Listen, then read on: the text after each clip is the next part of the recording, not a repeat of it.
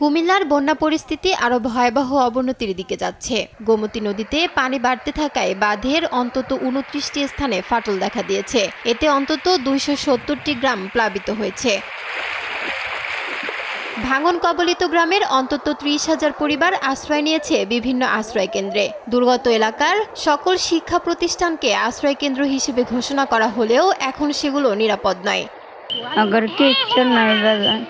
School কোনো জায়গা দিতে আসে না, আমরা স্টেশন পরবাস থাকতেছি বাচ্চাটি লইয়া। এখানে প্রকৃতভাবে দরকার এখন নৌকা অথবা বোট যেভাবে পারেন এখানে এই এলাকায় নৌকা নিয়ে আসতে হবে।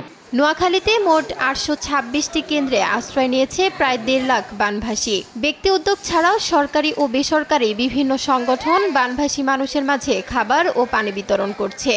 পানিতে ঘরবাড়ি সব ডুবে গেছে, সেই জন্য আমরা এখানে মহিলা কলেজে আসছি। আমরা ভালো আছি, আমরা খাবার দাবার পাইতেছি, আমাদের কোনো সমস্যা হইতেছে না।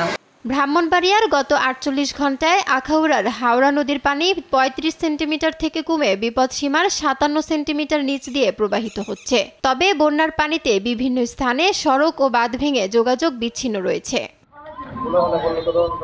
এদিকে টানা ১০ দিন পর উপকূলীয় জেলা ভোলায় কমতে শুরু করেছে জোয়ারের পানি। পরিস্থিতি স্বাভাবিক হতে শুরু করলেও বন্যার পানি গত ২৪ ঘন্টায় মেঘনার দৌলত খান পয়েন্টে ৩৬ সেন্টিমিটার এবং তজুমুদ্দিন পয়েন্টে বিপদসীমার ৫৭ সেন্টিমিটার উপরে প্রবাহিত হয়েছে। দুর্গত এলাকায় খাদ্য ও বিশুদ্ধ পানির সংকট তীব্র আকার ধারণ করেছে।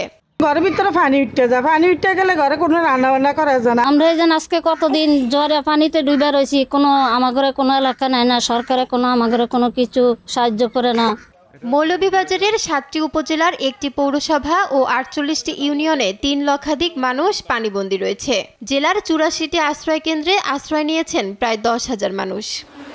কিভাবে খাইমু আর কিভাবে চলমু একমাত্র কেউ কইতে হয় না, খাল্লা ছাড়া খাইতে পারতাম না, বাজার করতে পারতাম না, পানিলে ৮,০০০ না, বড় কষ্ট মাঝে আছি আমরা।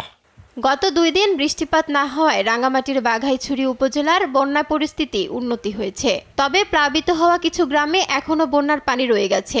এদিকে সকাল ৮টায় খুলে দেওয়া হয়েছে কাপ্তাই বাঁধের ১৬টি গেট। পানি বিপদসীমার কাছাকাছি পৌঁছে যাওয়ায় ৬ ইঞ্চি করে খুলে দেওয়া হয়েছে গেটগুলো।